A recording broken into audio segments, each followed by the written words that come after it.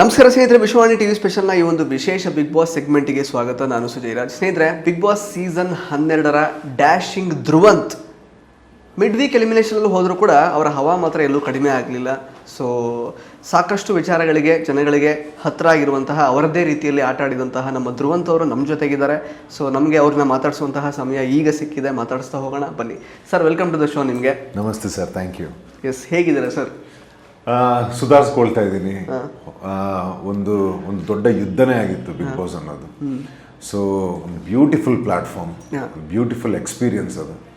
So ಜನಗಳ ಪ್ರೀತಿ, ಆಮೇಲೆ ನಮಗೆ ನನ್ನ ಏನೊಂದು ಬ್ರ್ಯಾಂಡ್ ಮಾಡಿದ್ದಾರೆ, it's a fantastic experience sir. I am so happy. ಈ ವಿಶೇಷ ಕಾರ್ಯಕ್ರಮದ ಪ್ರಾಯೋಜಕರು ನಿದರ್ಶನ್ ಸಾರೀಸ್, ಜಯನಗರ ಮತ್ತು ರಾಮಮೂರ್ತಿ ನಗರ. ಇಲ್ಲಿವೆ ಬಜೆಟ್ ಫ್ರೆಂಡ್ಲಿ ಸಾರಿ ಕಲೆಕ್ಷನ್ಸ್, ರೇಷ್ಮೆ ಸೇರಿದಂತೆ ಎಲ್ಲಾ ಬಗೆಯ ಸೀರೆಗಳು, ಲೇಟೆಸ್ಟ್ ಟ್ರೆಂಡ್ನ ಸೀರೆಗಳು ನಿದರ್ಶನ್ ಸಾರೀಸ್ ಮಳಿಗೆಯಲ್ಲಿ ಲಭ್ಯ. ಆನ್ಲೈನ್ ಬುಕಿಂಗ್ಗೆ ಸಂಪರ್ಕಿಸಿ nidarshansarees.com. ಕಸ್ಟಮರ್ ಕೇರ್ ಸಂಖ್ಯೆ 9606867467.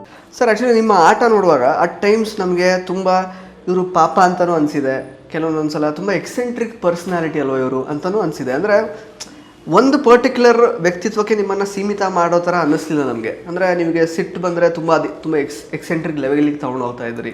ಮನೆಯವರು ಕೂಡ ಹಂಗೆ ಅಂದ್ಕೊಂಡ್ರು, ತುಂಬ ಕೋಪ ಮಾಡ್ಕೊಂಡಿದ್ದೇನೋ ಕಾರಣ ಆಯ್ತೇನೋ ಅವ್ರು ಆ್ಯಕ್ಚುಲಿ ಮಿಡ್ ವೀಕಲ್ಲಿ ಹೋಗೋದಕ್ಕೆ ಸ್ವಲ್ಪ ಸಮಾಧಾನವಾಗಿರ್ಬೋದಿತ್ತು ಆ ಥರದ್ದೆಲ್ಲ ಅಂತ. ಮತ್ತು ಸೀಕ್ರೆಟ್ ರೂಮಲ್ಲಿ ಬೇರೆದೇ ಒಬ್ಬ ಧ್ರುವಂತನ ನಾವು ನೋಡಿದ್ವಿ. ಬಟ್ ಓವರಾಲ್ ಅಂತ ನೋಡುವಾಗ ಅಲ್ಲಿ ನಗು ಇತ್ತು, ನೋವಿತ್ತು, ಅಳು ಇತ್ತು, ಎಲ್ಲವನ್ನು ಬೆರೆಸಿದಂತಹ ಒಂದು ಆಟ ನಿಮ್ಮದು. ಸೊ ಹೊರಗಡೆ ಜನಗಳು ಆ್ಯಕ್ಚುಲಿ ನಿಮ್ಮನ್ನು ರಿಸೀವ್ ಮಾಡ್ಕೊಂಡಿರೋ ರೀತಿ, ಮತ್ತು ಜೈ ಮಹಾಕಾಲ್ ನಿಮ್ಮದೊಂದು ಘೋಷವಾಕ್ಯ ಈಗ ನಿಮ್ಮನ್ನು ಇಷ್ಟಪಡುವವರ ಒಂದು ರೀತಿ ಅವರ ಘೋಷವಾಕ್ಯ ಕೂಡ ಆಗಿದೆ ಇವಾಗ. ಸೊ ಏನು ಅನಿಸುತ್ತೆ ನಿಮಗೆ ಓವರಾಲ್ ನಿಮ್ಮ ಆಟ ವಿಶ್ಲೇಷಣೆ ಮಾಡ್ಕೊಳ್ಳೋದಾದರೆ ನಿಮಗೆ? ಟು ಬಿ ಆನೆಸ್ಟ್, ನಾನು ಬಿಗ್ ಬಾಸ್ ನೋಡಿರೋನಲ್ಲ, ಅಲ್ಲಿಗೆ ಹೋಗಿನೇ ನಾನು ತಿಳ್ಕೊಂಡು ಆಟ ಆಡಿರೋನು. ನನ್ನ ಸಾರಥಿಯಾಗಿ, ನನ್ನ ಹೇಗೆ ಅರ್ಜುನನಿಗೆ ಕೃಷ್ಣನಾಗಿ ನಿಂತಿದ್ರು, ಹಾಗೆ ನನ್ನ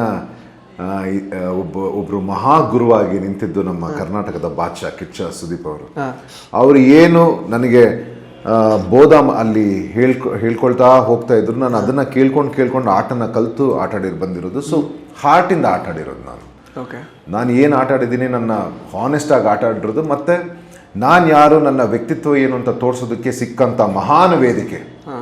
ನಾನಲ್ಲಿ ಎಂಟರ್ಟೈನ್ಮೆಂಟ್ ಹೌದು, ಅದ್ರ ಜೊತೆ ನನ್ನ ವ್ಯಕ್ತಿತ್ವ ಏನು ಅಂತ ತೋರ್ಸೋಕ್ಕೆ, ವ್ಯಕ್ತಿತ್ವದ ಆಟ ಅಂತ ನೀವು ಕೇಳಿರ್ಬೋದು ಬಿಗ್ ಬಾಸ್ ಅನ್ನೋದು. ನನ್ನ ವ್ಯಕ್ತಿತ್ವ ಏನು ಅಂತ ತೋರ್ಸೋಕ್ಕೆ ಅಂತ ಹೋಗಿದ್ದು. ಹಾಗಾಗಿ ಯಾವುದೇ ಫೇವರಿಸಮ್ ಇಲ್ಲದೆ ಅಥವಾ ಯಾವುದಿಲ್ಲದೆ ನಾನು ತಗೊಳ್ಳೋವಂಥ ನಿರ್ಧಾರ ಆಗಲಿ, ನಾನು ಹೇಳೋವಂಥ ಮಾತುಗಳಲ್ಲಾಗಲಿ, ಅದು ಇಟ್ ಶುಡಂಟ್ ಬಿ ಬಯಾಸ್ಡ್ ಆಗಿರಬಾರ್ದು. ಜಸ್ಟಿಸ್ ಆ್ಯಂಡ್ ಒಂದು ಕರೆಕ್ಟ್ ಡಿಸಿಷನ್ ತಗೊಂಡಿದ್ದೀನಿ ಅನ್ನೋ ಇದು ಬೇಕಿತ್ತು. ಮತ್ತು ಆಟ ಆಡೋದು ಕೂಡ, ನಾನು ಹೇಗೆ ಆಟ ಆಡ್ತೀನಿ ಟಾಸ್ಕಲ್ಲಾಗಲಿ ಅಥವಾ ಯಾವುದ್ರಲ್ಲಾಗಲಿ ಹೇಗೆ ಪರ್ಫಾರ್ಮ್ ಮಾಡ್ತೀನಿ, ಇದನ್ನೆಲ್ಲ ಪ್ರೆಸೆಂಟ್ ಮಾಡೋಕ್ಕೆ ಸಿಕ್ಕಂಥ ವೇದಿಕೆ. ಸೊ ಅದನ್ನು 100% ಜಸ್ಟಿಫೈ ಮಾಡಿದ್ದೀನಿ ಅಂತ ನನಗೆ ಸಂತೋಷ ಇದೆ ಸರ್. Yes sir. ಸರ್, ಡೈರೆಕ್ಟಾಗಿ ಜನಗಳ ತಲೆಯಲ್ಲಿರುವಂತಹ ಪ್ರಶ್ನೆಗಳನ್ನು ನಾನು ಕೇಳ್ತಾ ಹೋಗ್ತೀನಿ ಇನ್ಮೇಲೆ. ಆ್ಯಂಡ್ ಅಫ್ಕೋರ್ಸ್ ನಿಮ್ಮ ಹೊಸ ಹೇರ್ ಸ್ಟೈಲ್ ಎಲ್ಲ, ಮೇಕ್ ಓವರ್ ಎಲ್ಲ ಚೆನ್ನಾಗಿ ಕಾಣ್ತಾ ಇದೆ ಸರ್. ಬಿಕಾಸ್ ನೀವು ಒಳಗಡೆ ಇರುವಾಗಲೇ ಅದನ್ನು ಕೇಳ್ಕೊಂಡಿದ್ರಿ ವಿಶಸ್ ಆಗಿ, ನನಗೆ ಒಳ್ಳೆ ಟ್ರಾನ್ಸ್ಫಾರ್ಮೇಷನ್ ಆಗಬೇಕು ಅಂತ. ಬಟ್ ಅನ್ಫಾರ್ಚುನೇಟ್ಲಿ ನೀವು ಹೊರಗಡೆ ಬಂದು ಆ ಒಂದು ಟ್ರಾನ್ಸ್ಫಾರ್ಮೇಷನ್ ಮಾಡ್ಕೊಳ್ಬೇಕಾದಂತಹ ಒಂದು ಪರಿಸ್ಥಿತಿ ಬಂತು ನಿಮಗೆ. ಸರ್, ನಿಮ್ಮ ಪ್ರಕಾರ ಯಾಕೆ ನೀವು ಟಾಪ್ 7 ಅಂದರೆ ಆ 7th ಪೊಸಿಷನ್ ಅಥವಾ ಮಿಡ್ ವೀಕ್ ಎಲಿಮಿನೇಷನಲ್ಲಿ ನೀವು ಆಚೆ ಬಂದ್ರಿ ಅಂತ ಅನಿಸುತ್ತೆ? ಏನು ತಪ್ಪಾಯಿತು ನಿಮ್ಮ ಆಟದಲ್ಲಿ? ನನಗೆ ಗೇಮ್ ಡೈನಾಮಿಕ್ಸ್ ಹೇಗೆ ವರ್ಕ್ ಆಗುತ್ತೆ ಅಂತ ಗೊತ್ತಿಲ್ಲ, ಟೆಕ್ನಿಕಲ್ ಆಗಿ ಅಥವಾ ಹೇಗೆ ಅಂತಂದರೆ. ನಾನು ಏನು ತಿಳ್ಕೊಂಡಿದ್ದೀನಿ ಅಂತಂದರೆ, ನಾನು ಏನು ಕೊಡಬೇಕಿತ್ತು ನಾನು ಕೊಟ್ಟಿದ್ದೀನಿ ಆ ಮನೆಗೆ. ನನಗೇನು ಸಿಗಬೇಕಿತ್ತು ಸಿಕ್ಕಾಗಿತ್ತು. ಬಹುಶಃ ಕೋಟಿ ಕೊಟ್ಟರು ಬಾದ್ಶಾ ಕಿಚ್ಚ ಸುದೀಪ್ ಆಗಲಿ, ಕಲ್ಲರ್ಸ್ ವಾಹಿನಿ ಆಗಲಿ ಅಥವಾ ಬಿಗ್ ಬಾಸ್ ತಂಡ ಆಗಲಿ, ಒಬ್ಬ ಹುಡುಗನಿಗೆ ಸುಮ್ಮನೆ ಚಪ್ಪಾಳೆ ಕೊಡಿ ಅಥವಾ ಅವನಿಗೆ ಆ ಹಾನರ್ ಕೊಡಿ ಅಂತಂದರೆ ಕೊಡೋವಂಥದ್ದಲ್ಲ. ಸೊ ನನ್ನನ್ನು ನಾನು ತೊಡಗಿಸ್ಕೊಂಡೆ ಆ ಮನೆಗೆ. ಸೊ ನನಗೇನು ಗೌರವ ಸಿಕ್ತು, ಅದಕ್ಕೆ ನನ್ನ ಪ್ರತಿಯೊಂದು ಆ್ಯಂಗಲಿಂದ ಅವರು ನೋಡಿ ನನಗೆ ಸಿಕ್ತು. ಅವತ್ತೇ ನಾನು ವಿನ್ ಆಗಾಯಿತು. ಸೊ ಒಂದೊಂದ್ಸರ್ತಿ ಕಪ್ ಗೆಲ್ಲೋದು ಬೇರೆ ಆಗಿರುತ್ತೆ, ಶೋನ ಗೆಲ್ಲೋದು ಬೇರೆ ಆಗಿರುತ್ತೆ.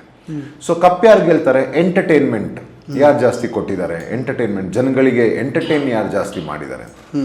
ಸೊ ಆ ಆ್ಯಂಗಲಲ್ಲಿ ನೋಡಿದಾಗ ಬಹುಶಃ ಈಗ ಯಾರು ಬಂದಿದ್ದಾರೆ ಫೈನಲಿಸ್ಟ್ ಆಗಿ, ಯಾರಾಗಲಿ ಗಿಲ್ಲಿನೋ ಯಾರು ಅಷ್ಟು ಜನ 6 ಯಾರು ಜನ ಬಂದಿದ್ದಾರೆ, ಬಹುಶಃ ಅವರು ಅದಕ್ಕೆ ಜಸ್ಟಿಫೈ ಮಾಡಿದ್ದಾರೆ ಅನಿಸುತ್ತೆ. ಜನಗಳು ಅವರ ಎಂಟರ್ಟೈನ್ಮೆಂಟ್ ಅವ್ರಿಗೆ ಇಷ್ಟ ಆಗಿದೆ ಅನಿಸುತ್ತೆ, ಅವರ ಏನು ಆಟ ಆಡಿರೋ ರೀತಿ ಇಷ್ಟ ಆಗಿರೋದು ಅನಿಸುತ್ತೆ. ಸೊ ಅದಕ್ಕೆ ಜಸ್ಟಿಸ್ ಸಿಕ್ಕಿದೆ. ಸೊ ಅದ್ರ ಬಗ್ಗೆ ನನಗೂ ಸಂತೋಷ ಇದೆ. ಬಟ್ ನನಗೇನು ಸಿಕ್ಕಿದೆ, ನನಗೆ ಅದಕ್ಕಿಂತ ಜಾಸ್ತಿ ಇದರಲ್ಲಿ ಸಂತೋಷ ಇದೆ. ಸೊ ಕಂಪ್ಯಾರಿಸನ್ನೇ ಇಲ್ಲ ನನಗೆ, ಅದರಿಂದ ಬೇಜಾರು ಇಲ್ಲ ನನಗೆ. ಓಕೆ, ಸೊ ನಿಮ್ಮ ಉತ್ತರದಿಂದ ಓಕೆ ಒಂದು we have settled for less ಅಂತ ನಿಮಗೆಲ್ಲೂ ಅನಿಸಿಲ್ವಾ? ಇಲ್ಲ, ಕಪ್ಪು ಗೆಲ್ಲೋ ಆಸೆ ಇತ್ತು. ನಾನು ಅದನ್ನೇ ಹೇಳಿದ್ದು, ನಾವು ಒಳಗಡೆ ನೋಡೋ ಒಂದು ಪರ್ಸೆಪ್ಷನ್ ಬೇರೆ ಇರುತ್ತೆ, ಹೊರಗಡೆ ಈಗ ಎಂಡ್ ಆಫ್ ದ ಡೇ ಒಂದು ವಾಹಿನಿ ಆಗಲಿ ಅಥವಾ ವಾಹಿನಿ ನಡೆಸೋದಾಗ್ಲಿ ಜನಗಳಿಗೋಸ್ಕರ ಅದು. ಸೊ ಎಂಟರ್ಟೈನ್ಮೆಂಟೇ ಪ್ರಯಾರಿಟಿ ಆಗಿರುತ್ತೆ. ಸೊ ಈಗ ಎಂಟರ್ಟೈನ್ ಯಾರು ಮಾಡಿದ್ದಾರೆ? ಸೊ ಎಲ್ಲೋ ಒಂದು ಚೂರು ಮೇಲೆ ಕೆಳಗಡೆ ಅಷ್ಟೇ. ನಾನೀಗ ಲಾಸ್ಟ್ ವೀಕ್ ಅಲ್ಲಿವರೆಗೆ ಬಂದಿದ್ದೀನಿ, ಮಿಡ್ ವೀಕ್ ಇನ್ನೊಂದು 3 ದಿವಸ ಆಗಿದ್ದಿದ್ರೆ ಐ ಆಮ್ ದ ಫೈನಲಿಸ್ಟ್, ಅಲ್ಲಿ ಹೋಗ್ಬೋದಿತ್ತು. ಸೊ ನಂದಾಗಿದೆ ಅಂತಂದರೆ ಎಲ್ಲೋ ಎಂಟರ್ಟೈನ್ಮೆಂಟ್ ಅಂತ ಬಂದಾಗ ಬಹುಶಃ ಸೊ ಅಲ್ಲಿ ಯಾರು ಹೋಗಿದ್ದಾರೆ ಅವ್ರು ನನಗಿಂತ ಜಾಸ್ತಿ ಇದೆ ಅಂತ ಅನಿಸುತ್ತೆ. ಸೊ ಅವ್ರಿಗೇನು ದಕ್ಕಬೇಕು ಅಲ್ಲಿ ದಕ್ಕಿದೆ. ಸರ್, ಸೀಸನ್ ಚಪ್ಪಾಳೆ ಅಂತ ಒಂದು ಕಿಚ್ಚ ಸುದೀಪ್ ಸರ್ ಕೊಡ್ತಾರೆ ನಿಮಗೆ. ಆ್ಯಕ್ಚುಲಿ ಸರ್ ಆಬ್ವಿಯಸ್ಲಿ ಯಾಕೆಂದರೆ ಅವ್ರದ್ದೇ ಆದ ಒಂದು ಅಂದರೆ ಯೋಚನೆಯಲ್ಲಿ ಅವ್ರದ್ದೇ ಒಂದು ಕ್ಯಾಲ್ಕುಲೇಷನಲ್ಲಿ ಓಕೆ ಅಪ್ರಿಸಿಯೇಷನ್ ಕೊಡಬಹುದು ಅನ್ನೋ ಕಾರಣಕ್ಕೂ ಕೂಡ ಅವ್ರು ಕೊಟ್ಟಿರ್ತಾರೆ. ಇನ್ಫ್ಯಾಕ್ಟ್ ಅದ್ರ ಬಗ್ಗೆ ಅವರು ಜಸ್ಟಿಫಿಕೇಶನ್ ಕೂಡ ಮಾಡಿಕೊಂಡ್ರು. ಬಟ್ ಹೊರಗಡೆ ಒಂದು ಔಟ್ರೇಜ್ ಆ್ಯಕ್ಚುಲಿ ಆಗುತ್ತೆ ಜನಗಳಿಂದ, ಪಬ್ಲಿಕ್ ಔಟ್ರೇಜ್. ಅಂದರೆ ಬಹುತೇಕ ಬಿಗ್ ಬಾಸ್ ನೋಡುವಂತಹ ಪ್ರೇಕ್ಷಕರು ಓಕೆ ವಾರದ ಚಪ್ಪಾಳೆಗೆ ಅವರು ಅರ್ಹರಿದ್ದರು ಧ್ರುವಂತ್ ಅವರು, ಬಟ್ ಆದರೆ ಸೀಸನ್ ಚಪ್ಪಾಳೆಗೆ ಅರ್ಹರಿರಲಿಲ್ಲ ಅನ್ನುವಂತಹ ಒಂದು ಔಟ್ ಬ್ರೇಕ್ ಶುರುವಾಗುತ್ತೆ, ಔಟ್ರೇಜ್ ಆಗುತ್ತೆ. ಆ ಕಾರಣಕ್ಕೆ ಆ ಪೋಸ್ಟ್ ಕೂಡ ಡಿಲೀಟ್ ಆಗಿ ವಾರದ ಚಪ್ಪಾಳೆ ಅನ್ನುವಂಥದ್ದು ಮಾತ್ರ ರಿಟೈನ್ ಆಗುತ್ತೆ. ಸೊ ನಿಮಗೆ ಹೇಗೆ ಅನ್ಸುತ್ತೆ ಸರ್? ನಿಮಗೆ ನೀವು ಆ ಒಂದು ಸೀಸನ್ ಚಪ್ಪಾಳೆಗೆ ಅರ್ಹರು ಅಂತ ನಿಮಗೆ ಅನ್ಸುತ್ತಾ? ಅಲ್ಲೇ ಜನಗಳು ಮಿಸ್ಟೇಕ್ ಮಾಡ್ಕೊಂಡಿದ್ದಲ್ಲೇ. ಒಂದೇದು ಆ ಶೋದು 12 ಸೀಸನ್ 12 ವರ್ಷದಲ್ಲಿ ಆ ಶೋನ ಇಂಚಾಗಿ ಕಟ್ಟಿ ನಿಲ್ಸಿರೋ ಅಂಥವ್ರು ಕಿಚ್ಚ ಸುದೀಪ್ ಅವರು. ಜನಗಳು ನೋಡೋದು ಒಂದು ಎಂಟರ್ಟೈನ್ಮೆಂಟ್, ಟಿವಿಲಿ ಎಷ್ಟು ಬರುತ್ತೆ ಅಷ್ಟು ನೋಡ್ತಾರೆ. ಕಿಚ್ಚ ಸರ್ ಇಡೀ ಒಬ್ಬನ ಜರ್ನಿನ ನೋಡ್ತಾರೆ, ತನ್ನ ತಾನು ಈ ಮನೆಗೆ ಹೇಗೆ ತೊಡಗಿಸ್ಕೊಂಡಿದ್ದಾನೆ ಅಂತ. ಜನಗಳು ಮಾಡಿರೋದನ್ನ ಇವ್ರು ಮಾಡ್ಲಿಕ್ಕೆ ಆಗೋದಿಲ್ಲ. ಸರ್ ನೋಡೋದು ಎಲ್ಲಿ ಒಂದು ಈ ಮನೆಗೆ ಕಾಲಿಟ್ಟಿದ್ರಿಂದ ಬಿಗ್ ಬಾಸ್ ಕೊಟ್ಟಿರೋಂಥ ಅಷ್ಟು ವಿಭಾಗಗಳು ಏನಿದೆ, ನಿಮ್ಮ ಮನೆ ನೋಡ್ಕೊಳ್ಳೋದೇ ಇರ್ಬೋದು, ಅಲ್ಲಿ ಟಾಸ್ಕ್ಗಳನ್ನ ನಾವು ಓದೋದಾಗಿರ್ಬೋದು, ಉಸ್ತುವಾರಿ ನಡೆಸಿರ್ಬೋದು, ಅಥವಾ ನನ್ನ ನಿರ್ಧಾರಗಳನ್ನ ಹೇಳೋ ರೀತಿ, ನನಗೆ ಟಾಸ್ಕ್ ಸಿಕ್ಕಿದಾಗ ಆಟ ಆಡಿರೋ ರೀತಿ, ಎಂಟರ್ಟೈನ್ ಮಾಡಿರೋ ರೀತಿ, ನನ್ನ ವ್ಯಕ್ತಿತ್ವದ ಬಗ್ಗೆ ಇಷ್ಟನ್ನು ಅನಾಲಿಸಿಸ್ ಮಾಡ್ತಾರೆ. ಜನಗಳು ಒಂದು ಪಾಯಿಂಟಲ್ಲಿ ಮಾತ್ರ ಎಂಟರ್ಟೈನ್ ಇದರಲ್ಲಿ ನೋಡ್ತಾರೆ, ನಮ್ಮನ್ನ ಇಷ್ಟರಲ್ಲಿ ನೋಡ್ತಾರೆ. That is why he is Kiccha Sudeep Badshah ಅಂತ ಹೇಳೋದು ಅದಕ್ಕೇನೆ. ಅವ್ರು ಇಷ್ಟ ಆ್ಯಂಗಲಲ್ಲಿ ನೋಡ್ತಾರೆ. ಅಂತ ಮಹಾನ್, ನಾನು ಅವ್ರಿಗೆ ಈಗ ನೀವೀಗ ಕೋಟಿ ಕೊಡ್ತೀನಿ ನನಗೆ ಇಂಥದ್ದೊಂದು ಕೊಡಿ ಅಂತಂದ್ರೆ ಕೊಡ್ತಾರ ಅವರು? ಅವರ ಕೈಯಿಂದ ಬಂದಿದೆ ಅಂತಂದ್ರೆ ಅವರು ಖಂಡಿತವಾಗ್ಲೂ ನನ್ನನ್ನು ಯಾವ ಆ್ಯಂಗಲಿಂದ ಜಡ್ಜ್ ಮಾಡಿರ್ಬೋದು ಅವರು. ಅದ್ರ ಮೇಲೆ ಇಂದ ಅವರ ವೈಯಕ್ತಿಕವಾಗಿ ಆ ಗೌರವ ನನಗೆ ಬರುತ್ತೆ ಅಂತಂದ್ರೆ ಬಹುಶಃ ಇವತ್ತು ಕೋಟಿ ರೂಪಾಯಿ ಗೆದ್ದಿದ್ರು ನಾನು ಅದನ್ನ ಪಡ್ಕೊಳ್ಳೋದಕ್ಕೆ ಸಾಧ್ಯ ಇಲ್ಲ ಸರ್. ಅದಕ್ಕೆ ಬೆಲೆ ಕಟ್ಟಕ್ಕಾಗ್ದಿರೋಂಥದ್ದು ಅದು ನನಗೆ ಸಿಕ್ಕಿದೆ. ಸೊ ಜನಗಳು ನೋಡೋ ಆ್ಯಂಗಲೇ ಬೇರೆ, ಅವ್ರು ನೋಡೋ ಆ್ಯಂಗಲೇ ಬೇರೆ. ಅದಕ್ಕೆ ಅವ್ರು ಅಲ್ಲಿದ್ದಾರೆ. ಅದನ್ನ ಯಾರು ಇಲ್ಲಿ ಅರ್ಥ ಮತ್ತೆ ಈಗ PR ಮಾಫಿಯಾ ಶುರು ಆಗಿದೆ, ಒಂದು ಹೊಸದು PR ಮಾಫಿಯಾ. ಒಬ್ಬರನ್ನ ಸಪೋರ್ಟ್ ಮಾಡಿ ಬೆಳೆಸೋದು ಮುಂಚೆ ಇತ್ತು PR ಅವ್ರ ಕೆಲಸ. ಈಗ ಒಬ್ಬರನ್ನ ಬೆಳೆಸೋ ಬರ್ದಲ್ಲಿ, ಯಾರನ್ನೋ ಹೀರೋ ಮಾಡೋ ಬರ್ದಲ್ಲಿ ಇನ್ನೊಬ್ರದ್ದು ಹಾರ್ಡ್ ವರ್ಕ್ನ ನೀಚತನದಾಗ ತೋರಿಸೋದು, ಅಥವಾ ಅವ್ರದ್ದು ಏನೋ ಕಾಂಟ್ರವರ್ಸಿನ ಏನೇನೋ ಅವ್ರನ್ನ ನೆಗೆಟಿವ್ ಮಾಡಿ ಹಾಳು ಮಾಡೋ ಪ್ರಯತ್ನ ಇದೆಯಲ್ಲ, ಅದು ಒಳ್ಳೆ ಬೆಳವಣಿಗೆ ಅಲ್ಲ ಅಂತ. ನಿಮ್ಮ ಪ್ರಕಾರ ಯಾರನ್ನು ಹೀರೋ ಮಾಡಕ್ಕೆ ಟ್ರೈ ಮಾಡಿದ್ದಾರೆ ಸರ್? ಯಾರೇ ಆಗಲಿ, ಈಗ ನಾನು ಒಬ್ಬರನ್ನ ಅಂತ ಹೇಳಲ್ಲ, ಈಗ ನಮ್ಮನ್ನ ಏನು ಟ್ರೈ ಮಾಡಿದ್ರು ಆ್ಯಂಡ್ ನಾವು ಬೆಳೆದಿರೋ ರೀತಿನೇ ಬೇರೆ ಇದೆ ಸರ್. ನಮ್ಮ ರಿಸೀವಿಂಗೇ ಬೇರೆ ಇದೆ.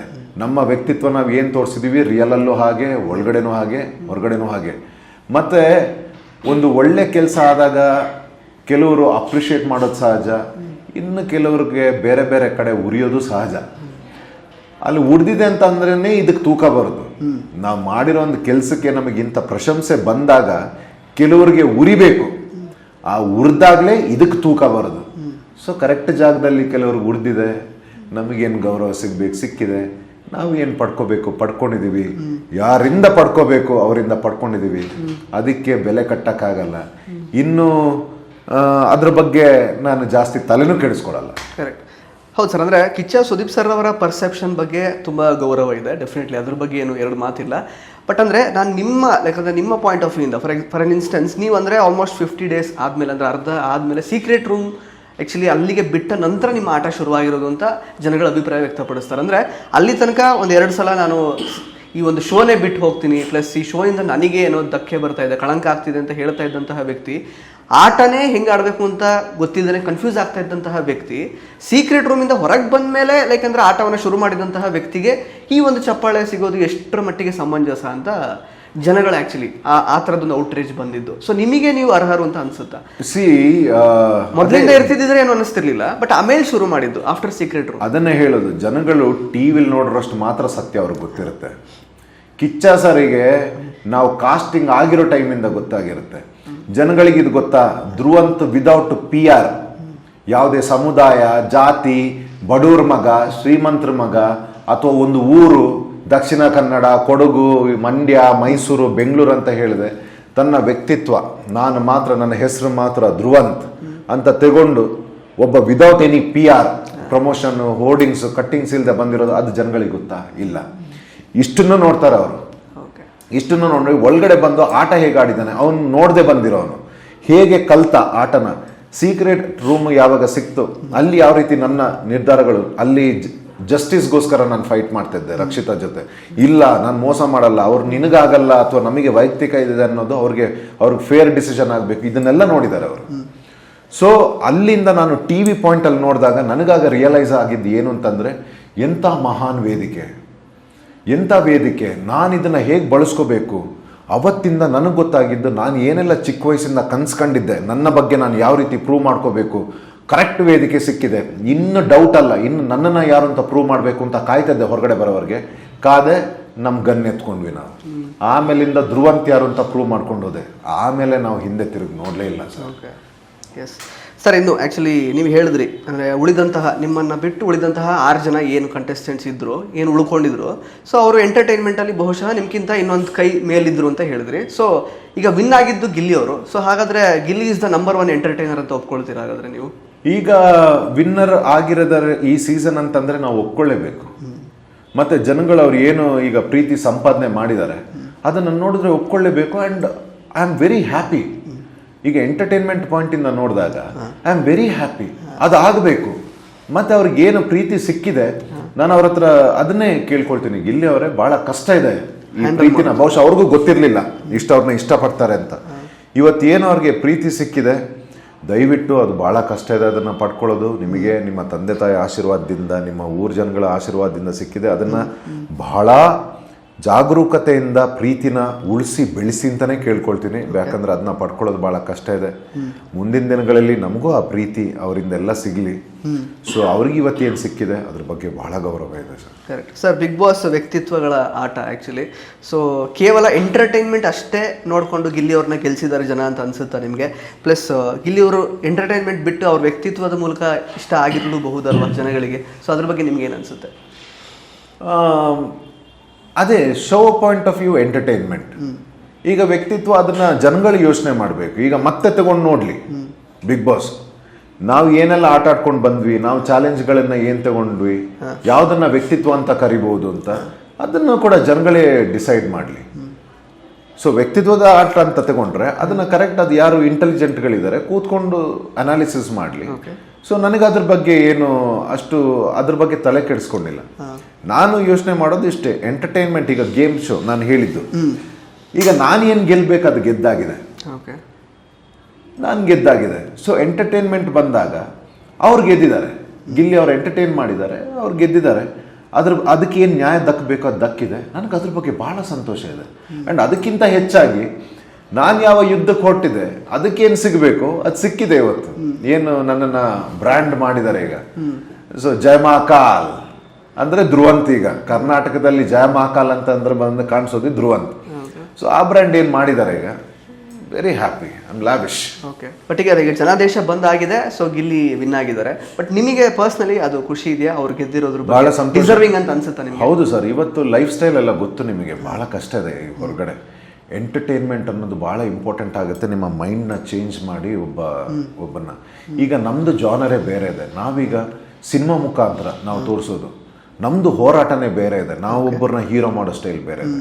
ಸೊ ಈಗ ಈ ಸ್ಕೇಲಲ್ಲಿ ನೀವು ಬಂದರೆ, ಈಗ ಬಿಗ್ ಬಾಸ್ ಶೋ ಅಲ್ಲಿ ಜನಗಳು ಬಂದು ಮನೆಯಿಂದ ಸುಸ್ತಾಗಿ TV ಹಾಕಿದಾಗ ಒಂದು ಸ್ವಲ್ಪ ಮೈಂಡ್ ಡೈವರ್ಟ್ ಮಾಡಿ ಒಬ್ರು ನಗಾಡಿಸ್ತಾ ಇದ್ದಾರೆ ಅಂತಂದರೆ ದಟ್ ಈಸ್ ಅಲ್ಟಿಮೇಟ್ ಸಕ್ಸಸ್. ಅದು ಅದನ್ನ ಇವತ್ತು ಗಿಲ್ಲಿ ಅವರಿಂದ ಈ ಶೋ ಮುಖಾಂತರ ಆಗಿದೆ ಅಂತಂದ್ರೆ we are very grateful to it sir.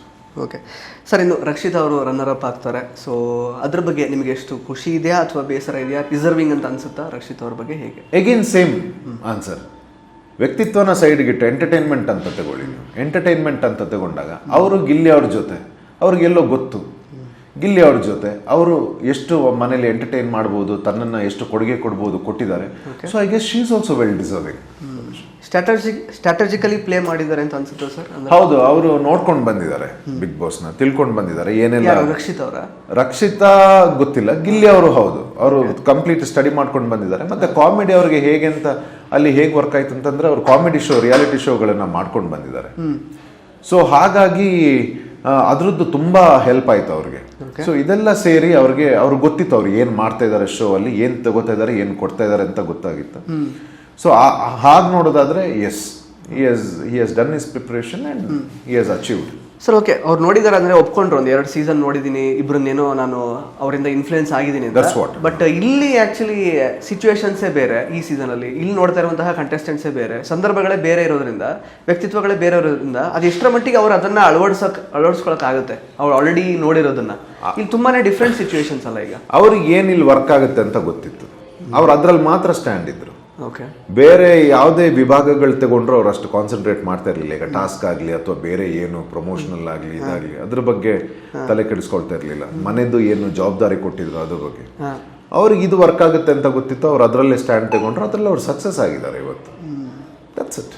Okay sir, ಇನ್ನೊಂದು ಅಂದರೆ ನಾನು ಜಸ್ಟ್ ಜನಗಳಿಗೆ ಏನು ಅಬ್ಸರ್ವ್ ಮಾಡಿದ್ದಾರೆ ಗಿಲ್ಲಿ ಅವರಲ್ಲಿ, ಅಪಾರ್ಟ್ ಫ್ರಮ್ ಎಂಟರ್ಟೈನ್ಮೆಂಟ್ ಅಂತ ನಾನು ಹೇಳೋದು, ಅವರು ಫಸ್ಟ್ ಆಫ್ ಆಲ್ ಹಿಂದೆ ಯಾರ ಬಗ್ಗೆನೂ ಮಾತಾಡ್ತಿರ್ಲಿಲ್ಲ. ಏನೇ ಇದ್ರು ಡೈರೆಕ್ಟಾಗಿ ಮಾತಾಡೋರು. ಪ್ಲಸ್ ಅಂದರೆ ಯಾಕೆ ಹೇಳಿದೆ ಅಂತಂದರೆ, ನೀವು ಒಂದ್ಸಲ ಅಶ್ವಿನಿ ಅವ್ರ ಜೊತೆಗೆ ಒಂದು ಟಾಸ್ಕ್ ಆದಮೇಲೆ ಮಾತಾಡ್ತಾ ಇರ್ತಾರೆ. ಅವ್ರು ಹೇಳ್ತಾರೆ ಗಿಲ್ಲಿ ಆಗಿದ್ರೆ ಮಣ್ಣಿನ ಮಡಿಕೆನ ಅವನು ಸಖತ್ತಾಗಿ ಎತ್ತಾಗ್ತಿದ್ದ ಅಲ್ವಾ ಅಂತ. ಅದಕ್ಕೆ ನೀವು ಹೇಳ್ತೀರಾ ಯಾರಾದ್ರು ಅಡುಗೆ ಮಾಡಿ ಕೊಟ್ಟರೆ ತಟ್ಟೆ ಎತ್ಕೊಳಕ್ಕೆ ಬರ್ತಾನೆ ಆ ಥರದ್ದೆಲ್ಲ ಅಂತ. ಅದೆಲ್ಲ ತುಂಬ ಆ್ಯಕ್ಚುಲಿ ನೆಗೆಟಿವ್ ಆಯಿತು ಹೊರಗಡೆ. ಯಾವುದೋ ಒಂದು ಪರ್ಟಿಕ್ಯುಲರ್ ಟಾಸ್ಕ್, ಮಣ್ಣಿನ ಟಾಸ್ಕ್ ಏನೋ ಅದು ಎಸಿಬೇಕಾಗಿರುತ್ತೆ ಏನೋ ಒಂದು ಸಮಥಿಂಗ್.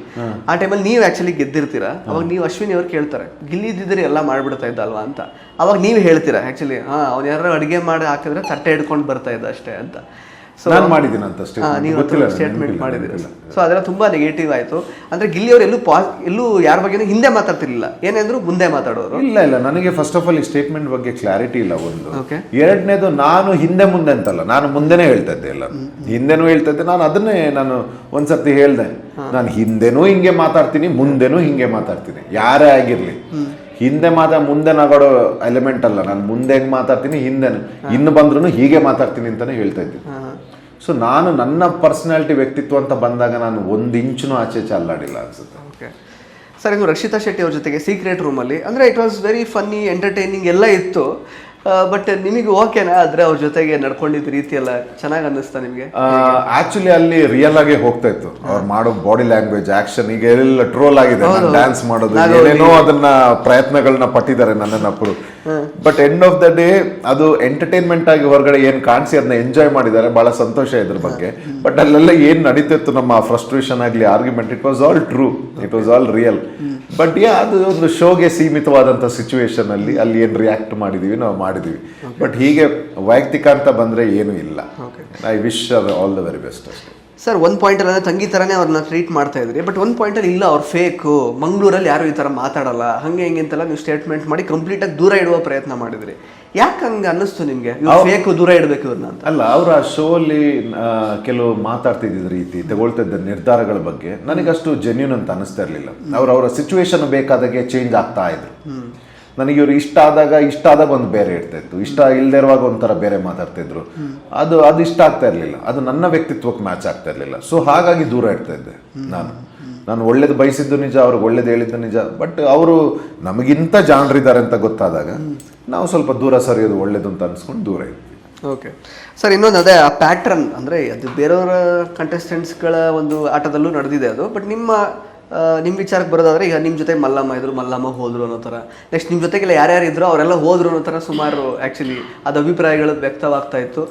ಕಡೆಗೆ ನೀವೇ ಹೋದ್ರಿ. ಆಮೇಲೆ ಇವನ್ ಅಶ್ವಿನಿ ಅವ್ರ ವಿಚಾರದಲ್ಲೂ ಹಂಗೆ ಆಯ್ತು. ಅಶ್ವಿನಿ ಅವ್ರದ್ದು ಟೀಮ್ ಅಥವಾ ಏನಿತ್ತು ಅವ್ರು ಯಾರು ಎಲ್ಲ ಉಳ್ಕೊಂಡಿರ್ಲಿಲ್ಲ, ಅವ್ರು ಒಬ್ಬರೇ ಉಳ್ಕೊಂಡ್ರು ಫೈನಲಿ. ಅವ್ರ ಜೊತೆಗಿದ್ದವರೆಲ್ಲ ಆಚೆ ಹೋದ್ರು, ಬೇರೆಯವ್ರು ಮಾತ್ರ ಒಳಗಿದ್ರು ಅನ್ನೋ ಥರ ಎಲ್ಲ. ಅದ್ರ ಬಗ್ಗೆ ಏನು ಅದು ಸುಮ್ಮನೆ ಕಾಲೆಳೆಯೋಕ್ಕೆ ಆ ಶೋ ಒಳಗಡೆ ಆ ರೀತಿ ಹೇಳ್ತಾ ಇರೋದು, ಅದಕ್ಕೂ ಇದಕ್ಕೂ ಏನು ಸಂಬಂಧ ಇಲ್ಲ. So end of the day ನಾನು ಅದನ್ನೇ ಹೇಳೋದು ನಿಮಗೆ, end of the day the show purpose is entertainment.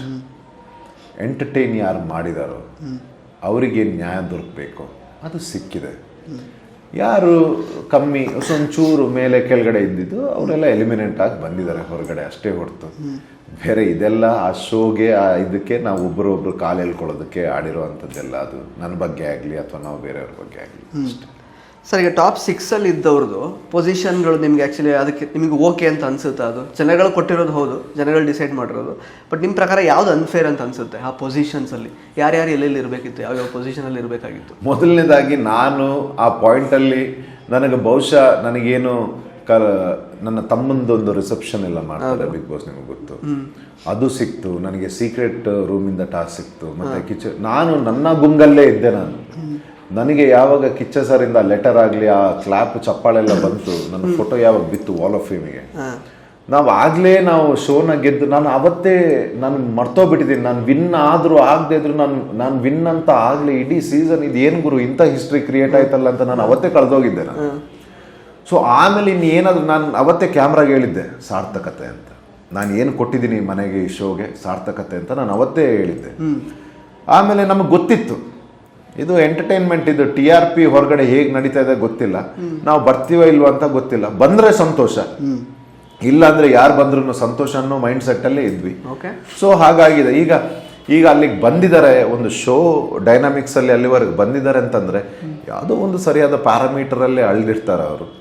ನಾನು ಮತ್ತೆ ಅದೇ ಉತ್ತರ ಕೊಡ್ತೀನಿ, ಎಂಟರ್ಟೈನ್ಮೆಂಟ್ ಎಂಟರ್ಟೈನ್ಮೆಂಟ್ ಎಂಟರ್ಟೈನ್ಮೆಂಟ್. ಜನಗಳಿಗೆ ಇಷ್ಟ ಆಗಿದೆ, ಅವರಲ್ಲಿ ನಿಂತಿದ್ದಾರೆ. ಎಲ್ಲೋ ಒಂಚೂರು ಮೇಲೆ ಕೆಳಗಡೆ ನಮ್ಮಿಂದ ಎಲ್ಲೋ ಬಹುಶಃ ಮೊದಲಿಂದನೂ ನಾನು ನನ್ನ ಆಟ ಆಡ್ಕೊಂಡು ನನಗೆ ಗೊತ್ತಿದ್ದಿದ್ರೆ ಬಹುಶಃ ಇವತ್ತು ಬೇರೆ ಸ್ಥಾನದಲ್ಲಿ ಇರ್ತಾ ಇದ್ದೆ ನಾನು. ಬಟ್ ನಾವು ಏನು ಗೆಲ್ಲಬೇಕು ಅದು ಗೆದ್ದಾಗಿದೆ ಸರ್. ಹಾಗಾಗಿ ಕರೆಕ್ಟ್ ಸರ್. ಮತ್ತು ಯಾವ ಹುಡುಗಿ ಜೊತೆನೂ ನೀವು ಆ್ಯಕ್ಚುಲಿ ಒಳ್ಳೆ ರೀತಿಯಲ್ಲಿ ಅಂದರೆ ಏನೋ ಒಂದು ಕಂಫರ್ಟ್ ಲೆವೆಲ್ ಬೆಳೆಸ್ಕೊಳ್ಳೋ ನಿಟ್ಟಿನಲ್ಲಿ ಏನೋ ವರ್ಕ್ ಆಗಲಿಲ್ಲ ಒಳಗಡೆ? ಯಾಕೆ? ಆ್ಯಕ್ಚುಲಿ ಸಿಂಗಲ್ ಕೂಡ ಇದ್ರಿ, ಚೆನ್ನಾಗಿ ನೀವು ಯಾರನ್ನಾದ್ರೂ ಜೋಡಿ ಆಗ್ಬೋದಾಗಿತ್ತು, ಜಂಟಿ ಆಗ್ಬೋದಾಗಿತ್ತು, ಫ್ರೆಂಡ್ಶಿಪ್ ಅಟ್ಲೀಸ್ಟ್ ಮಾಡ್ಕೋಬೋದಾಗಿತ್ತು, ಯಾಕೆ ಆಗಲಿಲ್ಲ? ರಿಯಲ್ ಲೈಫಲ್ಲೂ ಕೂಡ ನಾನು ತುಂಬ ಪ್ರೈವೇಟ್ ಸರ್. ನನ್ನ ತಂದೆ ತಾಯಿ, ನನ್ನ ತಮ್ಮ, ನನ್ನ ಒಂದು 2-3 ಜನ ಸ್ನೇಹಿತರು ಬಿಟ್ಟರೆ ನಾನು ಯಾರಿಗೂ ನನ್ನನ್ನು ನಾನು ಕೊಡಲ್ಲ ಸರ್. ನನ್ನನ್ನು ಆ ಲೆವೆಲಲ್ಲಿ ಹತ್ರ ಆಗೋಕ್ಕೂ ನಾನು ಬಿಡಲ್ಲ ಸರ್. ಆ ರೀತಿ ವ್ಯಕ್ತಿತ್ವ ನನ್ನ. Y sir? Is it because of past experience? ಇಲ್ಲ, ಪಾಸ್ಟ್ ಎಕ್ಸ್ಪೀರಿಯನ್ಸ್. ನಾವು ಕೆಲವರಿಗೆ ಏನು ನಮ್ಮ ಪ್ರೀತಿ ಕೊಟ್ವಿ ಅಥವಾ ನಾವು ಅವ್ರಿಗೆ ಒಂದು ಸ್ಥಾನ ಕೊಟ್ವಿ, ಅದರಿಂದ ತುಂಬ ನೋವು ತಿಂದಿದ್ದೀವಿ ನಾವು. ಸೊ ಅದಾದ ನಂತರ ನಾನು ವಸ್ತುಗಳನ್ನು ಪ್ರೀತಿಸಕ್ಕೆ ಶುರು ಮಾಡಿದ್ದೀನಿ, ಪ್ರಾಣಿಗಳನ್ನು, ಮತ್ತು ಮಕ್ಕಳು ಮತ್ತು ತುಂಬ ವಯಸ್ಸಾಗಿರೋರನ್ನ ನಾನು ಪ್ರೀತಿ ಇಷ್ಟಪಡ್ತೀನಿ ಹೊರತು ನಾನು ಅದಾದ ನಂತರ ನಾನು ರಿಸ್ಕೇ ತಗೊಳಕ್ಕೆ ಹೋಗಲ್ಲ. ಯಾರಿಗೂ ನನ್ನನ್ನು ಕೊಟ್ಟು ಅವರಿಂದ ಏನು ನಾನು ರಿಸ್ಕೇ ತಗೊಳಕ್ಕೆ ಹೋಗಲ್ಲ. ಏನು ವಿಚಾರ ಇದ್ದಾರೆ ಮಾತಾಡ್ತಾರೆ, ನನ್ನಿಂದ ಏನು ಅದಕ್ಕೆ ಜಸ್ಟಿಫೈ ಮಾಡ್ತೀನಿ, ಹಾಯ್ ಬಾಯ್ ಅಷ್ಟೇ. ಅದನ್ನು ದಾಟಿ ನಾನು ಯಾರನ್ನೂ ಬಿಡೋದು ಇಲ್ಲ, ಇನ್ನು ಮುಂದಕ್ಕೂ ಕೂಡ ಅಷ್ಟೇ. ಸರ್, ಒಳಗಡೆ ಈಗ ಅಂದರೆ ರಾಶಿಕ್ ಅವ್ರ ಜೊತೆಗೆ ಏನೋ ಒಂದು ಸ್ವಲ್ಪ ಒಂದು ಕಾನ್ವರ್ಸೇಷನ್ ಎಲ್ಲ ಆಗುತ್ತೆ, ಅವ್ರೇನೋ ನಿಮ್ಮ ವಸ್ತುಗಳನ್ನು ತಗೊಂಡಿದ್ರು ಅದು ಇದು ಅಂತ. ಏನಾದರೂ ನಿಮಗೆ ಪ್ರಯತ್ನ ಪಟ್ಟಿದ್ದೆಲ್ಲ ಉಂಟಾ ಸರ್? ನಿಮ್ಮ ಮೇಲೆ ಏನೋ ಕ್ರಶ್ ಆಗಿದ್ದು ಯಾರಿಗಾದ್ರೂ ಹುಡುಗಿಯರಿಗೆ ಇರ್ಬೋದು, ಟ್ರೈ ಮಾಡಿದ ಆ ಥರದ್ದು ಏನಾದ್ರು ಉಂಟಾ ನಿಮಗೆ ಗೊತ್ತಾಗಿರೋ ಹಾಗೆ? ಇರ್ಬೋದು. ಅದನ್ನು ಡೈರೆಕ್ಟಾಗಿ ನನಗೆ ಹೇಳಿದ್ದಿದ್ರು ಭಾಳ ಸಂತೋಷ ಆಗಿರೋದು. ಬಟ್ ಎಲ್ಲಿಂತ ನಮಗೆ ಅಂತಂದರೆ ಆ ಕಾರಣಗಳು ಏನು ಕೊಡ್ತಾರೆ ಅದು ಬೇಜಾರಾಗುತ್ತೆ. ಅಂದರೆ ನೀವು ಬಂದು ಮಾತಾಡಿಸ್ಲಿಕ್ಕೆ ಪ್ರಯತ್ನ ಪಡ್ತೀರಿ, ನಾವು ಚೆನ್ನಾಗಿ ಮಾತಾಡ್ತೀವಿ, ನಂತರ ನಮ್ದು ಏನೋ ಒಂದು ಇರುತ್ತೆ ತಲೆಯಲ್ಲಿ, ನಾವು ನಮ್ಮ ಪಾಡಿಗೆ ನಮ್ಮ ಕೆಲಸ ಆಯಿತು ನಾವು ಆಯ್ತು ಅಂತ ಇರ್ತೀವಿ. ಅದನ್ನು ಬೇರೆ ರೀತಿ ಪೊಟ್ರೆ ಮಾಡೋಕ್ಕೆ ಹೋದಾಗ ನಮಗದು ಯಾರಿಗಾದ್ರೂ ಅದ್ರ ಬೇಜಾರಾಗುತ್ತೆ. ನಾವು ನಮ್ಮ ಪಾಡಿಗಿದ್ದಾಗ ಅವರು ನಾವು ಮಾತಾಡ್ಸಕ್ಕೆ ಬಂದ್ರು ಮಾತಾಡ್ಸಲ್ಲ, ಅವ್ನಿಗೆ ಆಟಿಟ್ಯೂಡ್ ಅದು ಇದು ಅಂತ ಬೇರೆ ರೀತಿ ಪೊಟ್ರೆ ಆಗುತ್ತೆ. ಸೊ ಆ ಆಟದ ಬರದಲ್ಲಿ ನಮಗೆ ಸಿಟ್ಟಾದಾಗ ಮಾತುಕತೆ ಆಗಿರೋದು ಇರುತ್ತೆ. ಸೊ ಅದನ್ನ ಬಿಟ್ಟರೆ ವೈಯಕ್ತಿಕವಾಗಿ ಏನೂ ಇಲ್ಲ. ಓಕೆ. ಬಟ್ ನಿಮಗೆ ಯಾರ ಮೇಲೂ ಕ್ರಶ್ ಏನೂ ಆಗಲಿಲ್ಲ? ಭಾಳ ಆಸೆ ಇತ್ತು ಆಗಲಿ ಅಂತ. ಬಟ್ ಅಂತ ವ್ಯಕ್ತಿಗಳನ್ನ ಯಾರು ಕಾಸ್ಟ್ ಮಾಡಿರ್ಲಿಲ್ಲ ಈ ಸಲ. ಕ್ರಶ್ ಆಗಕ್ಕೆ ಏನು ಅಂದ್ರೆ ವ್ಯಕ್ತಿತ್ವ ಎಲ್ಲ ಗೊತ್ತಾಗಬೇಕು ಅಂತಿಲ್ಲ ಸರ್, ಜಸ್ಟ್ ಕ್ರಶ್ ನೋಡಿದಾಗ ಕ್ರಶ್ ಆಗಿದ್ದು ಆ ಥರ ಏನಿಲ್ಲ. ಅದನ್ನೇ ಹೇಳಿದ್ದು, ನನ್ನ ಕಣ್ಣುಗಳಿಗೆ ಕ್ರಶ್ ಆಗುವಂಥದ್ದು ಎಲಿಮೆಂಟ್ಗಳಲ್ಲಿ ಇರಲಿಲ್ಲ. ಕ್ರಾಶೇ ಮಾಡೋಣ ಅಂತ ಅನ್ನಿಸ್ತೈತಿ ಎಲ್ಲರೂ. ಹೌದಾ? ಸುಮ್ಮನೆ ತಮಾಷೆ. ಓಕೆ. ಇನ್ನು ಆ್ಯಕ್ಚುಲಿ ಈಗ ಗೆಲುವಿನ ಬಗ್ಗೆ ಅಶ್ವಿನಿ ಗೌಡ ಅವರು ಒಂದು ಮಾತುಗಳನ್ನು ಹೇಳಿದ್ದಾರೆ. ಅಫ್ಕೋರ್ಸ್ ಅದು ಜನಾದೇಶ, ನೀವು ಎಂಟರ್ಟೈನ್ಮೆಂಟ್ ಅವ್ರು ಮಾಡಿದ್ರು ಅಂತ ನಿಮ್ಮ ಪರ್ಸ್ಪೆಕ್ಟಿವ್ ಅಲ್ಲಿ ಹೇಳಿದ್ದೀರಾ, ಅದನ್ನು ಜನ ಇಷ್ಟಪಟ್ಟಿದ್ದಾರೆ ಅಂತ ಹೇಳ್ತಿದ್ದೀರಾ. ಬಟ್ ಅಶ್ವಿನಿ ಅವರು ಓಕೆ, ಬಡವರ ಮಕ್ಕಳು ಗೆಲ್ಲಬೇಕು ಅಂತೆಲ್ಲ ಇದೆ, ಬಟ್ ನಿಜವಾಗ್ಲೂ ಬಡವನ ಗಿಲ್ಲಿ ಅನ್ನೋ ಥರದೆಲ್ಲ ಸ್ಟೇಟ್ಮೆಂಟ್ ಮಾಡಿದ್ದಾರೆ. ಅದಕ್ಕೆ ವಾಪಸ್ ಜನಗಳದ್ದು ರಿಯಾಕ್ಷನ್ ಬರ್ತಾ ಇದೆ, ಕಾಣ್ತಾ ಇಲ್ವಾ ಬಡವನೇ ಅಲ್ವಾ, ಮನೆ ನೋಡಿಲ್ವಾ ಹೆಂಗಿದೆ. ಮತ್ತು ಅದಲ್ಲದೆ ಗಿಲ್ಲಿ ಅವ್ರು ಯಾವತ್ತೂ ಬಡವ ಅಂತ ಹೇಳಿಲ್ಲ, ನಾನು ಬಡವ ಅಂತ ಎಲ್ಲೂ ಹೇಳ್ಕೊಂಡಿಲ್ಲ ಅವರು. ಸೊ ಯಾಕೆ ಆ ಥರ ಅನಿಸುತ್ತೆ ನಿಮಗೆ, ಬಡವ ಅಂತ ಅನ್ಸುತ್ತಾ ಗಿಲ್ಲಿ? ಅಶ್ವಿನಿ ಅವ್ರು ಹೇಳಿರೋ ಸ್ಟೇಟ್ಮೆಂಟ್ ಆಫ್ ಆಲ್ ಬಡವ್ರ ಮಕ್ಕಳು ಬೆಳಿಬೇಕು ಅನ್ನೋ ಸ್ಟೇಟ್ಮೆಂಟೇ ರಾಂಗ್. ಒಬ್ಬ ಯಾವುದೇ ವ್ಯಕ್ತಿ ಅವನ ಹತ್ರ ಡೆಡಿಕೇಶನ್ ಇದೆ, ಹಾರ್ಡ್ ವರ್ಕ್ ಇದೆ, ಪ್ರತಿಭೆ ಇದೆ ಅಂತಂದ್ರೆ ಅದು ಬೆಂಕಿ ಇದ್ದಾಗೆ. ನೀವು ಎಲ್ಲೇ ಬಚ್ಚಿಟ್ರು ಅದು ಸುಟ್ಕೊಂಡ ಮೇಲೆ ಬಂದೇ ಬರುತ್ತೆ. ಆಮೇಲೆ ಯಾರು ಸರ್ ತುಣಿತಾ ಇದ್ದಾರೆ ಬಡವ್ರನ್ನ ಇವತ್ತಿನ ಜನ್ರೇಷನ್ ಅಲ್ಲಿ? ಯಾರು ತುಣಿತಾ ಇದಾರೆ? ಅವ್ರವ್ರ ಲೈಫಲ್ಲಿ ಬ್ಯುಸಿ ಇದ್ದಾರೆ. ಯಾರು ಬಿಡ್ತಾ ಇಲ್ಲ? ಅಷ್ಟು ಟೈಮ್ ಇದೆ ಯಾರಿಗಾದ್ರು? ಓ ಇವನ್ ಬಡವನ್ ಮಗ, ಇವನ್ ಬೆಳಿಬಾರ್ದು, ನಾವು ಅದಕ್ಕೆ ಕೂತ್ಕೊಂಡು ನೋಡೋಣ ಇವನ್ ಬೆಳಿತಾನಿಲ್ವ ಅಂತ. ಯಾರಿಗೆ? ಇದೆಲ್ಲ ಬಹಳ ರಾಂಗ್ ಸ್ಟೇಟ್ಮೆಂಟ್ ಸರ್. ಆಮೇಲೆ ಇಲ್ಲಿ ನಮ್ಮ ಈಗ ಏನು ಪ್ರಸ್ತುತ ಸಮಾಜದಲ್ಲಿ ಅದೆಲ್ಲ ಇಲ್ವೇ ಇಲ್ಲ. ಜಾತಿ ಶ್ರೀಮಂತ ಬಡವ ಏನಿಲ್ಲ. ಅವನೊಂದು ಕೆಲಸ ಅವನನ್ನು ಮಾಡಿಕೊಂಡು ಅವನಿಗೆ ತಾಕತ್ತಿದೆಯಾ, ಅವ್ನು ಬೆಳ್ಕೊಂಡು ಹೋಗ್ತಾನೆ ಇದ್ದಾನೆ. ಸೊ ಇದೆಲ್ಲ ರಾಂಗ್ ಸ್ಟೇಟ್ಮೆಂಟ್ ಬಡವನ ಮಕ್ಳಿಗೆ. ಆಮೇಲೆ ಗಿಲ್ಲಿ ಹೇಳ್ಕೊಂಡಿಲ್ಲ. ಒಂದೊಂದ್ಸರ್ತಿ action speaks more than words ಅಂತ ಹೇಳ್ತೀವಿ. ಈಗ ನಾನು ಹೇಳ್ಕೊಳಲ್ಲ, ನಾನು ಬಡವ ಅಂತ ಹೇಳ್ಕೊಳಲ್ಲ, ನಾನು ಬರೀ ಬನ್ಯಾನು ಚಡ್ಡಿಲಿ ಓಡಾಡ್ತಾ ಇದ್ರೆ ಏನು ಅದರ ಅರ್ಥ? ಬಟ್ ಶ್ರೀಮಂತರು ಹಾಕೊಳ್ತಾರಲ್ಲ ಸರ್ ಬನಿಯನ್ನು. ಹೌದು. ಸೊ ನಾನೀಗ ತೋರಿಸ್ಕೊಳ್ಳಲ್ಲ, ಬಟ್ ಅಲ್ಲಿ ಆ ಶೋ ಅಲ್ಲಿ ಎಲ್ಲರೂ ಹಾಕೋಬೋದಿತ್ತಲ್ಲ. ನಾವೆಲ್ಲ ಏನ್ ಬಟ್ಟೆ ಹಾಕೋಬೋದಿತ್ತಲ್ಲ. ಅಲ್ಲ, ಅದು ಅವ್ರವ್ರ ಕಂಫರ್ಟ್ ಲೆವೆಲ್.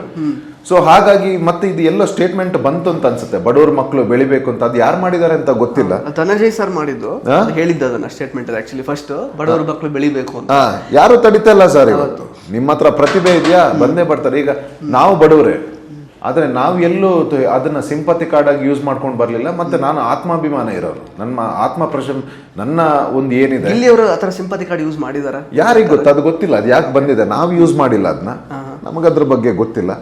ಮತ್ತೆ ಅವರು ಆ ರೀತಿ ಏನಾದ್ರು ಅವ್ರ ಮೇಲೆ ಬಂದಿದ್ರೆ ಅವ್ರೇನು, ನನಗೆ ಡೌಟ್, ಅವರು ಸಿರಿವಂತರೆ, ಅವ್ರೇನು ಬಡವರಂತ ಅಲ್ಲ ಅನ್ಸುತ್ತೆ. ದೊಡ್ಡ ಗಾಡಿಲಿ ಓಡಾಡ್ತಾರೆ.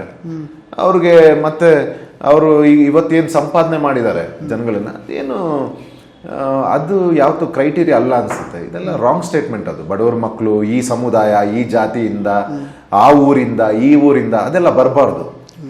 ಪ್ರತಿಭೆ ಅನ್ನೋದು ಪ್ಯೂರೆಸ್ಟ್ ಶಕ್ತಿ. ಅದು ಅದಕ್ಕೆ ಈ ಜಾತಿ ಗೀತಿ ಸಮುದಾಯ ಬಡವ ಶ್ರೀಮಂತ ಏನು ಬರಬಾರ್ದು.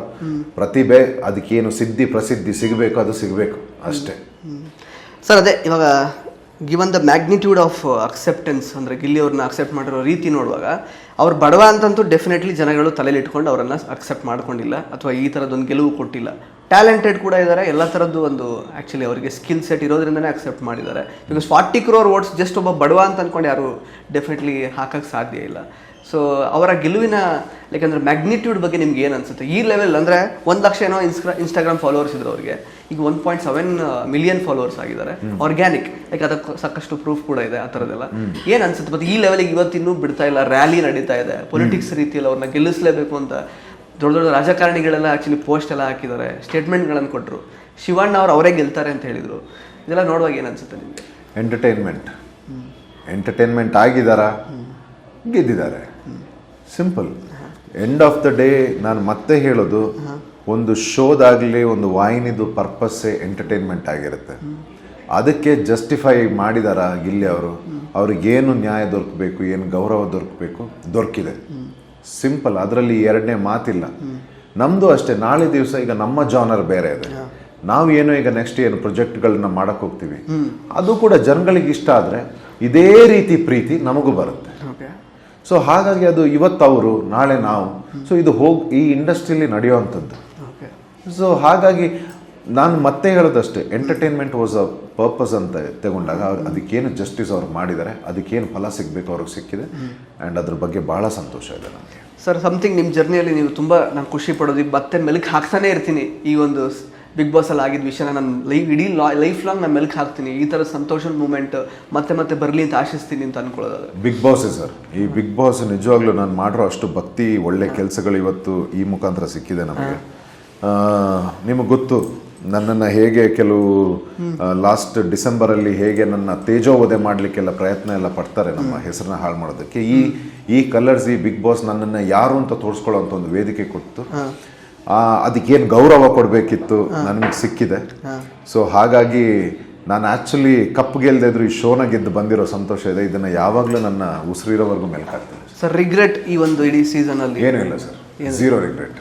Okay zero. ಸರ್, ಮುಂದೆ ಜಂಟಿ ಆಗುವಂತಹ ಯೋಚನೆ ಏನಾದರೂ ಇದೆಯಾ? ಈಗ ಸಾಕಷ್ಟು ನಿಮಗೆ ಫ್ಯಾನ್ ಫಾಲೋಯಿಂಗ್ ಬಿಲ್ಡ್ ಆಗಿದೆ, ಇನ್ನು DMs ಇನ್ಸ್ಟಾಗ್ರಾಮಲ್ಲಿ ಅಥವಾ ಪ್ರಪೋಸಲ್ಸ್ ಬಂದಿರೋದು ಏನಾದರೂ ಇದೆಯಾ? ನಾನು ಅದೇ ಹೇಳೋದು, ನಮ್ಮನ್ನು ನಾವು ಈಗ ಏನಾಗಿದ್ದೀವಿ, ಈಗ ಏನು ಪ್ರೀತಿ ಸಿಗ್ತದೆ, ಆ ಪ್ರೀತಿಗಿಂತ ನಮ್ಮ ಹತ್ರ ಏನೂ ಇನ್ನು ಮುಂದೆ ಅಥವಾ ಏನು ಇಲ್ದಿದ್ರೂ ಅದಕ್ಕಿಂತ ಜಾಸ್ತಿ ಪ್ರೀತಿ ಮಾಡೋ ಅಂತ ಯಾವುದಾದ್ರೂ ಹೆಣ್ಣು ಮಗು, ಮತ್ತು ನಾನು ಹೇಗಿದ್ದೀನಿ ನನ್ನ ಸ್ವಭಾವ ಅದನ್ನು ರೆಸ್ಪೆಕ್ಟ್ ಮಾಡೋ ಅಂಥ ವ್ಯಕ್ತಿ ಯಾರಾದರೂ ಸಿಕ್ಕಿದ್ರೆ, ನಮಗೆ ನೀವು ಹೇಳೋ ಹಾಗೆ ಕ್ರಶ್ ಆದರೆ ಅದನ್ನು ಖಂಡಿತವಾಗ್ಲೂ ಒಪ್ಕೋತೀರ ಸರ್? ಓಕೆ, ಜೆನ್ಜಿ ಕಿಡ್ ಓಕೆನಾ ಅಥವಾ ಮಿಲೇನಿಯಲ್ಸ್? ಯಾವ ಏಜ್ ಗ್ರೂಪ್? ಸಂಸ್ಕಾರ ಸರ್, ಸಂಸ್ಕಾರ, ವ್ಯಕ್ತಿತ್ವ. ಹೆಣ್ಣು ಮಗಳ ಶರೀರದಲ್ಲಿ ಗಂಡು ಹುಡುಗ ಬೇಡ ನಮಗೆ. ಹೆಣ್ಣು ಹೆಣ್ಣಾಗೇ ಇದ್ದು ಅವರಲ್ಲಿ ಯಾವ ಸಂಸ್ಕಾರ ಇರಬೇಕಾದ ಇದ್ದು ಯಾರಿಗೆ ಯಾವ ರೀತಿ ಗೌರವ ಕೊಡಬೇಕು ಆ ಗೌರವ ಕೊಡೋ ಗುಣ ಅವರಲ್ಲಿದ್ದರೆ ನಮ್ಮನ್ನು ಗೆಲ್ಲೋದು ಭಾಳ ಸುಲಭ ಸರ್. ಅವರು ಸರ್, ಫೈನಲಿ ನಿಮ್ಮ ತಾಯಿ ರೀತಿನೇ ನೋಡ್ತಾ ಇದ್ರಿ, ಅಶ್ವಿನಿ ಅವ್ರ ಬಗ್ಗೆ ಹೇಳೋದಾದ್ರೆ ಅವ್ರ ಸ್ಥಾನದ ಬಗ್ಗೆ ಹೇಳೋದು. ಫೈರ್ ಬ್ರ್ಯಾಂಡ್, ಅವ್ರು ಏನು ಫೈರ್, ಅದು ಏನು ಆಡ್ಕೊಂಡಿದ್ದಾರೆ, really very genuine and I am very proud of Ashwini. Sir, finally Rakshitha Shetty ಅವರ ಫ್ಯಾನ್ಸ್ಗಳಿಗೆ ಅವ್ರು ಸ್ವಲ್ಪ ನಿಮ್ಮ ಮೇಲೆ ಬೇಸರ ಮಾಡ್ಕೊಂಡಿದ್ರು ಸೀಕ್ರೆಟ್ ರೂಮಲ್ಲಿ ಅದೆಲ್ಲ ನೋಡಿ. ಸೊ ಅವ್ರಿಗೆ ಏನಾದರೂ ಹೇಳಕ್ಕೆ ಇಷ್ಟಪಡ್ತೀರಾ? ಹೇಗೆ? ಏನಿಲ್ಲ, ಬೇಜಾರು ಏನಕ್ಕೆ, ರಕ್ಷಿತಾ ಎಲ್ಲದಕ್ಕೂ ಕೊಟ್ಟು ತಗೊಳ್ಳೋದು. ಅವರು ಏನು ಕೊಡ್ತಾ ಇದ್ರು ರಿಯಾಕ್ಷನ್, ನಾವು ಕೊಡ್ತಾ ಇದ್ವಿ. ಅದಕ್ಕೆ ನಮ್ಮ ಅದರಲ್ಲಿ ಬೇಜಾರಿಲ್ಲ. ನನ್ನ ಫ್ಯಾನ್ಸ್ ಬಹುಶಃ ಬೇಜಾರು ಮಾಡ್ಕೊಳ್ಳಲ್ಲ, ಎಂಜಾಯ್ ಮಾಡಿದ್ದಾರೆ ಅದನ್ನ. ಸೊ ಇಡೀ ಕನ್ನಡ ಜನತೆ ಆ ಸೀಕ್ರೆಟ್ ರೂಮ್ನ ಭಾಳ ಎಂಜಾಯ್ ಮಾಡಿದ್ದಾರೆ. ಇವತ್ತು ರಕ್ಷಿತಾ ಅವ್ರು ಮಾಡಿರೋ ಎಂಟರ್ಟೈನ್ಮೆಂಟ್ಗೆ ಗೆಲ್ಸಿದ್ದಾರೆ and we are very happy about it. Sir, prize ಮನಿನ ಎಷ್ಟು ಬಂದಿದೆ ನಿಮಗೆ? ಅದನ್ನ ಏನು ಮಾಡಬೇಕು ಅಂತ? ಇಲ್ಲ, ನಾನು ನನ್ನ ಏನು ರೆಮ್ಯುನರೇಷನ್ ಭಾಳ ಕಮ್ಮಿ ಕೋಟ್ ಮಾಡಿದ್ದೆ. ಯಾಕಂದರೆ ನನಗೆ ಕಿಚ್ಚ ಸರ್ ಇರಬೇಕಾದ್ರೇ ನಾನು ಈ ಶೋನ ಆಡಬೇಕು ಅಂತಿದ್ದೆ. ಸೊ ರೆಮ್ಯುನರೇಷನ್ ಆಗಲಿ ಅದ್ರ ಬಗ್ಗೆ ನಾನು ಜಾಸ್ತಿ ತಲೆನೇ ಕೆಡಿಸ್ಕೊಳ್ಳಿಲ್ಲ. ನಮಗೆ ನಾವೇನು ಅಂತ ಪ್ರೂವ್ ಮಾಡೋಕ್ಕೆ ಬೇಕಿತ್ತ ವೇದಿಕೆಯಲ್ಲಿ ನಾವು ಏನು ಮಾಡಿದ್ವಿ, ಮಾಡಿಬಿಟ್ಟು ಬಂದಿದ್ದೀವಿ. ಸೊ ನಮಗೆ ಅದ್ರ ಬಗ್ಗೆ ಭಾಳ ಹೆಮ್ಮೆ ಇದೆ ಸರ್. ಮುಂದೆ ಪ್ರಾಜೆಕ್ಟ್ಸ್ ಎಲ್ಲ? ಸಿನಿಮಾ ಸರ್, ನಾನು ಹೇಳ್ದಾಗೆ ನನಗೆ ಈಗ ದೊಡ್ಡ ಜವಾಬ್ದಾರಿ ಇದೆ. ನನಗೆ ಈ ಜನ್ರೇಷನ್ನ ಒಂದು ಒಳ್ಳೆ ಉದಾಹರಣೆಗಳನ್ನು ಸೆಟ್ ಮಾಡಿ ಅವ್ರನ್ನ ಮೋಟಿವೇಟ್ ಮಾಡೋ ಅಂಥದ್ದು ಸಿನಿಮಾ ಮುಖಾಂತರ ಒಂದು ನನ್ನ ಚಾಲೆಂಜ್ ಇದೆ. ಅದ್ರ ಬಗ್ಗೆ ನಮ್ಮ ಸ್ಕ್ರಿಪ್ಟಿನ ವರ್ಕ್ ನಡೀತಾ ಇದೆ. ಸೊ ನನ್ನ ಸಿನಿಮಾ ಈಗ ನೋಡಬೇಕು. ಸೊ ಅದ್ರ ಬಗ್ಗೆ ಕಾನ್ಸಂಟ್ರೇಟ್ ಮಾಡಬೇಕು ಅಂತಿದೆ. ಆದರೆ ಈಗ ಸ್ವಲ್ಪ ಬ್ರೇಕ್ ತಗೊಳ್ತೀನಿ ನಾನು. ತದಾದ ನಂತರ ಬರ್ತೀನಿ ಸರ್ ಮತ್ತೆ ವಾಪಸ್ ರೆಡಿಯಾಗಿ. ಸರ್, ನಿಮ್ಮ ಎಲ್ಲ ಮುಂದಿನ ಪ್ರಾಜೆಕ್ಟ್ಸಿಗೆ, ಮುಂದಿನ ಜೀವನಕ್ಕೆ ಒಳ್ಳೆಯದಾಗಲಿ. So all the best sir. Thank you sir. Thank you. ಜಯ ಮಹಾಕಾಲ್. ಎಸ್. ಸೊ ಸ್ನೇಹಿತರೆ, ಇದಾಗಿತ್ತು ಧ್ರುವಂತ್ ಅವರ ಮಾತುಗಳು. ಮತ್ತೆ ಭೇಟಿ ಆಗ್ತಾ ಇರೋಣ. ಧನ್ಯವಾದ. ಇಂಟ್ರೆಸ್ಟಿಂಗ್ ಮತ್ತು ಇನ್ಫಾರ್ಮೇಟಿವ್ ವಿಡಿಯೋಗಳನ್ನು ಮಿಸ್ ಮಾಡ್ಕೋಬೇಡಿ. ಈಗಲೇ ಸಬ್ಸ್ಕ್ರೈಬ್ ಮಾಡಿ.